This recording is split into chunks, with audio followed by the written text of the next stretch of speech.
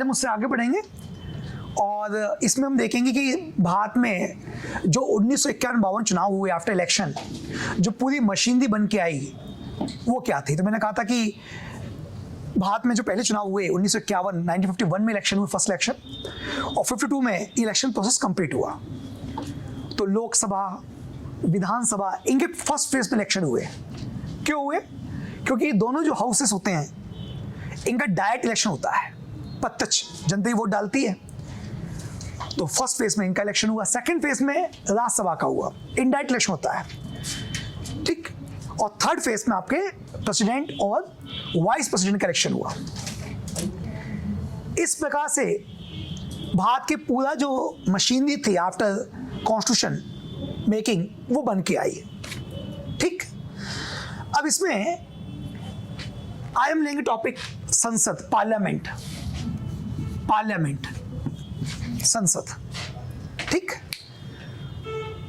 Article 79 में ये कहा गया है कि there shall be parliament for the union.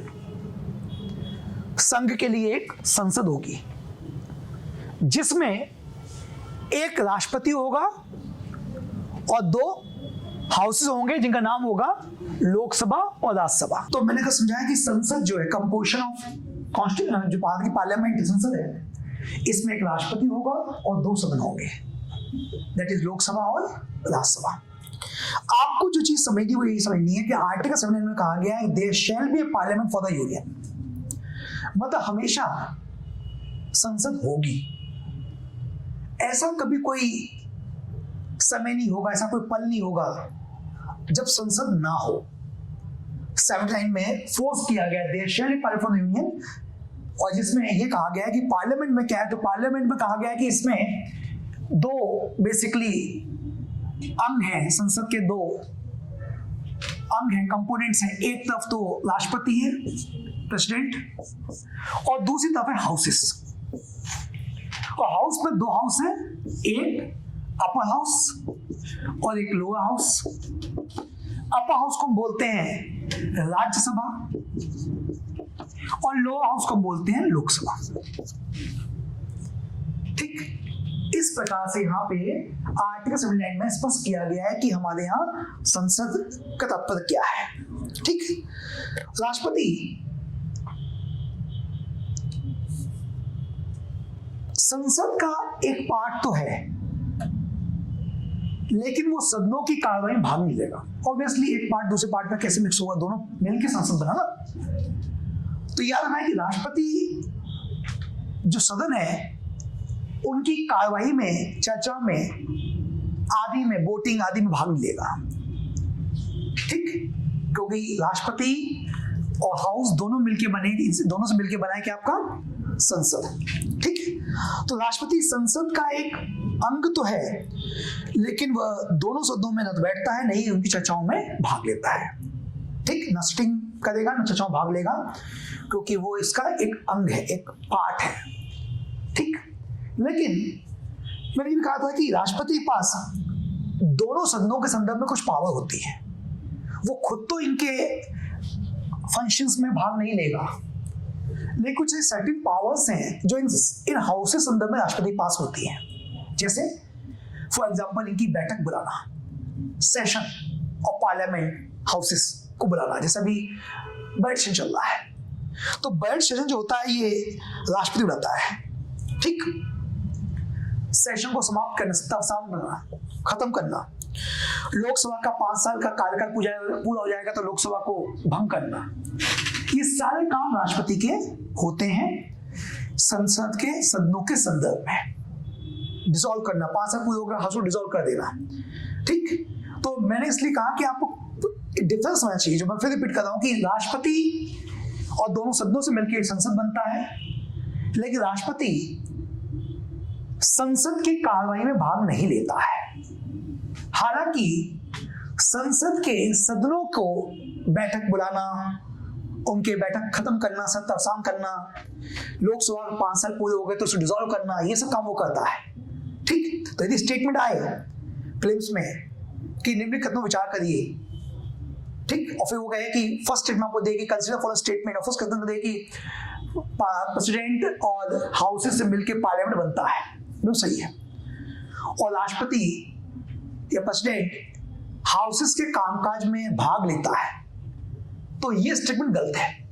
कामकाज में भाग लेता है, हाँ, सदनों की बैठक बुलाना, हाउसेस की बैठक बुलाना, उनको प्रोवोक करना, सेशन बुलाना आदि, ये सब काम उसके होते हैं। ठीक, ये समझ में आ गया। अब मैंने कहा कि संसद में हम पहले देखते हैं हाउसेस, राष्ट्रपति तो देश में देखेंगे, राष्ट्रपति अलग से हम देख लेंगे।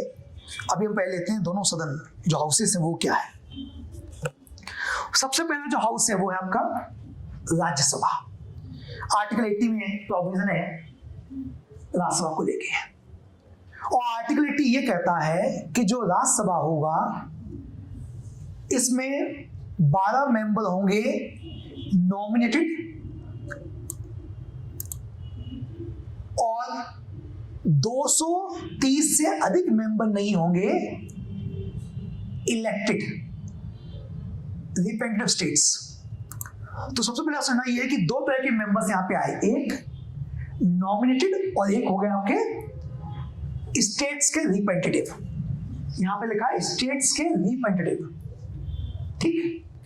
और स्टेट के अलावा इसमें यूटी भी लिखा है, लेकिन सारी यूटी नहीं, सारी यूटी नहीं, वो यूटी जहां पे विधानसभा है, जहां पे विधानसभा स्टेट असेंबली है, वो यूटी। ऐसे कौन कौन सी यूटी है, तो हमको पता है कि ऐसी यूटी दिल्ली है, पुडुचेरी है, ठीक। यूटी तो हमारे बहुत सारी है। रिसेंटली हमने जम्मू कश्मीर को भी बदला है, 19 के बाद जम्मू कश्मीर बदला है, और जम्मू भी एक यूटी बना दिया है, और अपन ने एक यूटी बना दिया है लद्दाख। इसी प्रकार से यूटी है आपकी चंडीगढ़, इसी प्रकार से अंडमान निकोबार। कहने मतलब मेरा ये है कि सारी यूटी यहाँ पे नहीं, मेंबर्स, राज्यसभा के मेंबर्स सारी यूटी के पास नहीं है। उन्हीं यूनियन टेरिटरीज के पास हैं जहां पे विधानसभा है, स्टेट असेंबलीज है, ठीक। तो कौन कौन सी हो गई आपकी, दिल्ली और पुडुचेरी। निकट भविष्य में आप लगातार न्यूज़ में पढ़ रहे हैं तो आप देख रहे हो कि जम्मू कश्मीर में अभी परिसीमन डीलिमिटेशन चल रहा है। निकट भविष्य में जम्मू कश्मीर यूटी से भी राज्यसभा के लिए सीटें आएंगी, या समझे, अभी नहीं, अभी उसमें डिलिमिटेशन चल रहा है, ठीक। तो ये कुछ पॉइंट्स है जो आपको पता होना चाहिए कि यूटी के मामले में क्या चीजें हैं। सारी यूटीज नहीं है। कौन कौन यूटीज नहीं है, तो हमको पता है कि इसमें अंडमान निकोबार, चंडीगढ़, दादरा नगर हवेली, दमन द्वीप, लक्षद्वीप, या हम कहें इन अदर वर्ड्स वो सारी यूटी नहीं है जिनके पास विधानसभाएं नहीं है। और अभी प्रेजेंट में विधानसभा बनेगी जम्मू कश्मीर में, तब वहां से भी राज्यसभा के लिए सीटें आएंगी, ठीक। ये बात समझ में आ गई। तो हमको इसमें आ गया कि 12 नॉमिनेट होंगे और 230 238 200 मतलब 238 238 स्टेट्स और यूटी से आएंगे, ठीक। अब इन्होंने कहा कि जो स्टेट्स को सीट बांटी गई है, किसके पास कितनी सीट्स हैं, एमपी के पास कितनी सीट है, यूपी के पास कितनी सीट है, इसके लिए राज्यसभा में इसी आर्टिकल के अंदर 4th शेड्यूल का हवाला दिया गया। यह कहा गया कि 4th शेड्यूल जो पीछे कॉन्स्टिट्यूशन में है वहां जाइए और वहां पे किसको कितनी सीट मिली है उसको आप फॉलो कीजिए, ठीक। 4th शेड्यूल लिखा है, the allocation of seats in the council states to be filled by representative states on end of the union territories shall be in accordance with the positions that we have contained in the 4th schedule। 4th schedule में है सीटों का आवंटन का आधार, ठीक। लेकिन अगली बात यह है कि जो 4th शेड्यूल में सीटें आवंटित की गई हैं, अलॉट की गई हैं, उसका फॉर्मूला क्या था, कैसे की गई होगी, तो फॉर्मूला वही है जनसंख्या। बड़ा राज्य है, ज्यादा जनसंख्या है तो राज्यसभा में ज्यादा सीट है, छोटा राज्य है, कम जनसंख्या है तो उसका सीट ही ना हो। जैसे मैंने कहा कि छोटे राज्य में यूटी में कई ऐसे हैं जिनको योगी नहीं माना गया यूटी में ही, ठीक। आबादी इतनी कम है लक्षद्वीप वगैरह की, नगर हवेली की, कि ना तो वहां विधानसभा है ना वहां आबादी भी कम है, दोनों ही कारणों से वहां राज्यसभा की सीटें है ही नहीं, है ही नहीं, ठीक। तो राज्यसभा प्रत्येक राज्य के प्रतिनिधियों की संख्या रिप्रेजेंटेटिव स्टेट्स क्या होगी यदि कोई पूछे, तो इस बात में कोई डाउट नहीं है कि फोर्थ शेड्यूल में इसका प्रावधान है। लेकिन ये जो संख्या है, ये जो डिवीजन किया गया है, ये एलोकेशन किया गया सीट्स का फोर्थ शेड्यूल में, इसका बेस है पॉपुलेशन। क्या बेस है इसका? पॉपुलेशन। ठीक, अब मैंने कहा कि 238 आएंगे स्टेट्स रिप्रेजेंटेटिव, 12 आएंगे नॉमिनेटेड, टोटल ऐड कर देंगे तो 250। ये मैक्सिमम लिमिट है। अभी हम इसका कम इस्तेमाल कर रहे हैं और हमारे पास दोनों मिला के 250 बनता है, लेकिन वर्तमान में हमारे पास 245 है। और 245 में जो आपको याद रखना है कि हमने नॉमिनेटेड तो पूरी 12 ली हैं, बट इलेक्टेड जो है वो जो लिमिट दी गई है 238 की, उसको हमने उतना इस्तेमाल नहीं किया है। ठीक, उसमें हमने 5 संख्या कम रखी है। ठीक, तो वहां कितना हो गया? 233 प्लस 12, तो 245 संख्या यहां पे निकल के आ गई। ठीक, हो सकता है क्वेश्चन कोई पूछ ले आपसे और कहे, क्वेश्चन इस बार कहे कि consider the following statement about the council of state, Rajya Sabha के बारे में निम्नलिखित विचार करिए। ठीक, और वो कहे कि प्रेजेंट में हमने राज्यसभा में जो मेंबर्स होते हैं वो स्टेट और यूटी सभी से आते हैं, स्टेट और यूटी सभी से आते हैं। स्टेट्स रिप्रेजेंटेटिव, राज्यों के प्रतिनिधि राज्यों से भी आते हैं और यूटी से भी आते हैं, बात सही है। और फिर वो कहे कि सभी यूटीज को बराबर का महत्व दिया गया है। Statement second, all UTs are given equal status in Rajya Sabha. Is it right और रॉन्ग? छोटे राज्यों को नहीं दिया गया और वहां विधानसभा भी नहीं है, तो वहां से चुन के भी कैसे आएंगे? ठीक, चलिए ये तो हमने समझ लिया यहाँ की पूरी बात। अब हम समझते हैं कि ये जो नॉमिनेटेड हैं इनके लिए क्या कंडीशन रखी गई है। तो इसी कॉन्स्टिट्यूशन, इसी प्रोविजन आर्टिकल के 3 पार्ट में कहा गया है, special knowledge of practical experience in respect of such matters as the following namely. यहाँ पे कहा गया है कि उन्हीं लोगों को नॉमिनेट किया जाएगा जिनके पास विशेष ज्ञान होगा और प्रैक्टिकल एक्सपीरियंस होगा। किन चीजों का होगा? Literature, science, art and social service. ये बात समझ में आ गई?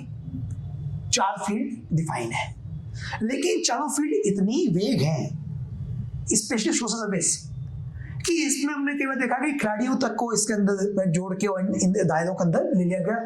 सचिन तेंदुलकर मामले जब उनको नॉमिनेट किया गया था तो विवाद हुआ था कि स्पोर्ट्स इसमें मेंशन नहीं है, लेकिन माना गया कि इन चारों का जो दायरा है वो इतना व्यापक है कि कहीं ना कहीं जो भी लोकप्रिय व्यक्ति है वो उसमें आ सकते हैं, आगे आते हैं। अगला जो मामला आया नॉमिनेटेड समझ में आ गया, लेकिन अब आते हैं राज्यसभा में इलेक्शन होता कैसे है। पहली बात तो राज्यसभा का जो इलेक्शन होगा उसमें इनडायरेक्ट इलेक्शन होगा। कैसा इलेक्शन होगा? इनडायरेक्ट। इनडायरेक्ट का मतलब हो गया कि हम चुनते हैं अपने एमएलए को जो हमारे स्टेट असेंबली में बैठते हैं, और हमारे एमएलए राज्यसभा के मेंबर्स को चुनेंगे, मेंबर ऑफ पार्लियामेंट राज्यसभा। तो इनडायरेक्ट इलेक्शन हो गया, तो हमने तो इलेक्शन किया नहीं। और इस इलेक्शन को जो नाम दिया गया है उसका नाम है system of proportional representation by means of the single transfer vote. इसको मैं अच्छे से एक्सप्लेन करूंगा जब मैं आपको प्रेसिडेंट ऑफ इंडिया का इलेक्शन पढ़ाऊंगा। अभी आप समझ लीजिए कि एक ऐसा चुनाव का सिस्टम है, एक ऐसा इलेक्शन प्रोसीजर है जिसमें एक निश्चित कोटा वोट का फिक्स किया गया कि तभी आप जीतोगे। सामान्य चुनावों में कोई कोटा नहीं है। अभी अपने जो इलेक्शन होते हैं लोकसभा के और विधानसभा के, वहां कोई कोटा नहीं है, वहां कोई लिमिट नहीं है। There is no limit of quota in state assembly elections और लोकसभा इलेक्शन। वहां पे एक मत का अंतर भी हो तो आप जीत जाते हो, क्योंकि वहां केवल एक ही फॉर्मूला है, फर्स्ट पास द पोल। पहले जो सबसे आगे निकल जाए, भले वो एक वोट से आगे निकला है, लेकिन वो विनर माना जाएगा। यहाँ पे एक वोट वाला होना नहीं है, यहाँ पे कोटा होता है। आपको एक फिक्स नंबर ऑफ जो है मत वोट हासिल करने होते हैं। ठीक, क्या होता है ये पढ़ेंगे भी आगे आके। ये एक और चुनाव की वैकल्पिक पद्धति है, एक अल्टरनेट सिस्टम है इलेक्शन का। एक हमारे यहाँ जो अभी चलता है लोकसभा में, विधानसभा में, FPTP, उसके विकल्प में ये भी है।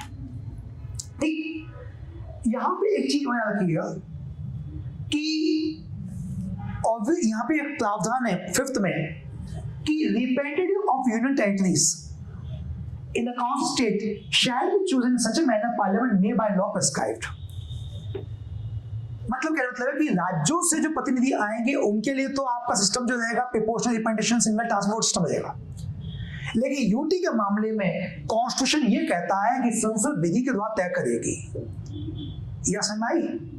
तो इसका कहना मतलब हो गया कि कल को यदि यूटी जहां पे विधानसभाएं ना भी हैं और यहां से वो उनको रिप्रेजेंटेशन देना है तो पार्लियामेंट में बाय लॉ डिसाइड कर सकती है। यहां पे ओपन डायमेंशन खुला हुआ है। ठीक, ये बात समझ में आ रही है? ये पॉइंट समझ में आ रहा है? इन सच अ मैनर एज पार्लियामेंट में बाय लॉ प्रेस्क्राइब। ठीक, क्लियर हो गया? आगे बढ़े। 5th पॉइंट मतलब ये है कि कल को यदि हमको यूटीज को भी रिप्रेजेंटेशन देना है, ऐसी यूटी या विधानसभाएं नहीं है, क्योंकि मैंने कहा कि राज्यसभा के लिए विधानसभा वोट डालती हैं, वह विधानसभा के मेंबर चुनते हैं राज्यसभा के मेंबर्स के लिए। तो इसके लिए गुंजाइश है, पार्लियामेंट कोई लॉ बनाकर इसके लिए प्रोसीजर मैनर तय कर सकती है। 5th ये बोलता है representatives of the UT, representative of the state का तो फिक्स है। और देखिए मैं आपको बहुत ऐसी बाधिक पॉलिटी पढ़ा रहा हूँ, मैंने जानबूझ के बेट नहीं खोला है, को कहा कि बेट नहीं पढ़ता बाकी सब पढ़ता है, उसके इर्द गिर्द घूमता है, लेकिन आपको एकदम क्लियर अच्छी कहानी कैसे के रूप में कि यहाँ पे स्पष्ट किया गया है कि रिप्रेजेंटेटिव ऑफ द स्टेट जो होंगे उनका जो तरीका होगा वो होगा आपका सिंगल ट्रांसपोर्ट सिस्टम, लेकिन यूटी के मामले में पार्लियामेंट में बाय लॉ ये डिसाइड कर सकती है।